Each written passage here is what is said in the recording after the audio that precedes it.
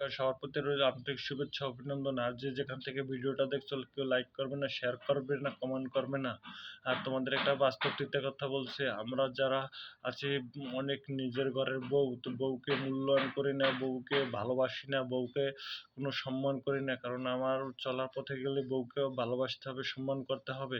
কারণ অনেক বাবা মা আছে তারা বউয়ের প্রতি একটু অমনোযোগী, যে আমার ঘরের নিজের মেয়ে, সে তো একটা মেয়ে, আর যে অন্যের ঘরের বউ সে তো আমার ঘরের মেয়ে না, তাকে অনেক খারাপ চোখে দেখে। এগুলো কখনো দেখা যাবে না।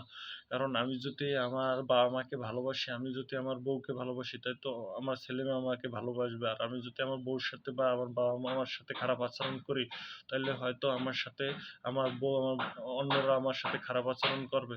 তাই তোমরা অনেকে যারা আছো, যারা বাবা মাকে সবসময় বেশি ভালোবাসবে এবং নিজের ঘরের বউকেও বেশি ভালোবাসবে। কারণ তোমার ঘরের বউ, তুমি যদি তার সাথে চাল মিলিয়ে চলবে, আর তোমার বউকে সবসময় বলবে তোমার বাবা মাকে বেশি বেশি খেয়াল রাখতে।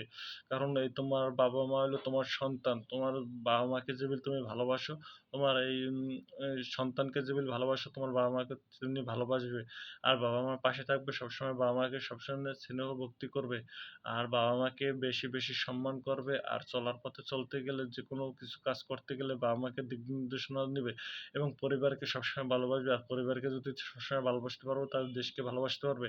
আর দেশকে ভালোবাসতে গেলে পরিবারের পাশে থাকতে হবে, আর ক্ষমতার কখনো অপব্যবহার করা যাবে না।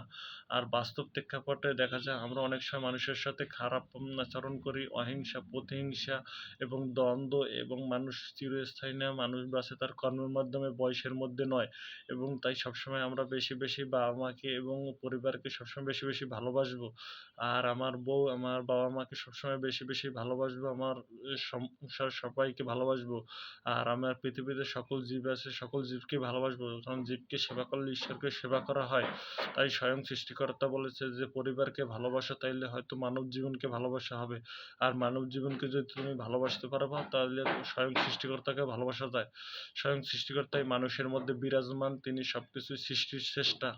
আর তিনি নিরাকার, তার কোনো আকার নাই। সবাই তাকে সৃষ্টিকর্তা বা বিভিন্ন নামে ডাকে, কেউ আল্লাহ ডাকে, কেউ ঈশ্বর ডাকে, কেউ গড ডাকে, কেউ ভগবান ডাকে। কিন্তু সে কখনো কাউকে মনে কষ্ট দেয় না। তাইলে তোমরা মানুষ সৃষ্টির সেরা জীব হিসাবে তোমরা কেন কষ্ট দিবে? তাই সবচেয়ে জ্ঞান বুদ্ধিতে সেরা মানুষ, সৃষ্টির সেরা প্রাণী। তাই মানুষের মনে কখনো কষ্ট দেব না। আর বউ বা আমার আত্মীয় স্বজন কারোর মনে কষ্ট দেবা না। আর বউকে সবসময় বেশি বেশি ভালোবাসবে। বউ হলো পরম একটা বন্ধু। বউর কাছে সবকিছু কথা শেয়ার করবে, বউকে ভালোবাসবে। আর বউকে বলবে যে তোমার বাবা মা যেমন তোমার কাছে শ্রেষ্ঠ সম্পদ, আমার বাবা মা আমার কাছে শ্রেষ্ঠ সম্পদ। আর মা বাবাকে বলবে যে তোমার মেয়ে যেমন তোমার কাছে শ্রেষ্ঠ সম্পদ, কিন্তু তাহলে তোমার বউকে তোমার শ্রেষ্ঠ সম্পদ মনে করে তোমার মেয়ের মতো মনে করবে।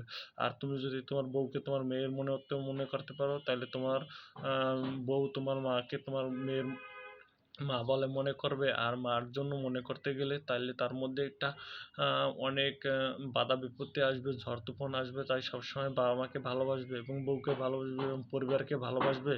আর একটা বাস্তব কথা বলছি, এই মানে সরকার পতনের পরে বিভিন্ন সময় মানুষের বাধা বিমুক্তি হয়। কারণ অনেক অহিংসা আর প্রতিহিংসার কারণে মানুষ অনেক এখনই করছে।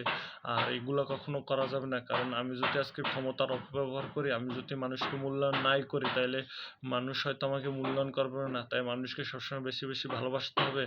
আমরা দীর্ঘ ১ মাসেরও বেশি নবীনগর ট্রাফিক জিরো পয়েন্টে দায়িত্ব পালন করছিলাম। সেইখান থেকে বিভিন্ন কাজকর্মের সাথে আমরা তো কোনো সরকারি সম্পত্তি বা ধন সম্পদ নষ্ট করিনি, প্রতিহিংসা করিনি, ক্ষমতার অপব্যবহার করিনি। হয়তো আমাদেরও এক সময় ট্রাফিকে দায়িত্ব পালন করতে হয়তো আমাদের কোনো এটাই দিছিল, দায়িত্ব দিছিল। আমরা তো কঠোর পরিশ্রম করছি। আমরা তো মানুষকে সবসময় বেশি বেশি ভালোবাসছি। তাইলে আপনারা কেন এভাবে প্রতিহিংসা করেন? আর এই প্রতিহিংসা মানুষকে ধ্বংস করে, ধ্বংসের কারিগর। আর প্রতিহিংসা কখনো মূল্যায়ন করা যায় না। তাই আপনারা কখনো প্রতিহিংসা করবেন না। প্রতিহিংসা এবং অহংকার সবচেয়ে বেশি ধ্বংস। আর এই ক্ষমতা মানুষের চিরস্থায়ী নয়। ক্ষমতা চলার পথে গেলে কাউকে ক্ষমতা দিয়ে অপব্যবহার করবেন না।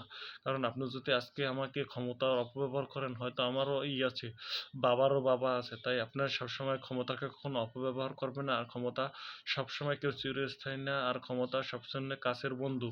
আর ক্ষমতা সবসময় মূল্যায়ন করবেন, কিন্তু আপনি মানুষের সাথে কোনো খারাপ আচরণ করবেন না। কারণ আপনি যদি খারাপ আচরণ করেন, যে এভাবে মানুষকে অমূল্যহীন করেন, তাহলে আপনাকে হয়তো সে সামনে ভালো বললে পিছে জুতা মারবে। আর আপনি এমন কোনো কাজ করবেন না যে কাজ করতে গেলে মানুষের বাধা বিপত্তি আসে, আর মানুষের মনে দুঃখ কষ্ট আসে। আর দুঃখ কষ্ট যদি মানুষকে দেন, স্বয়ং সৃষ্টিকর্তা আপনাকে দুঃখ কষ্ট দেবে।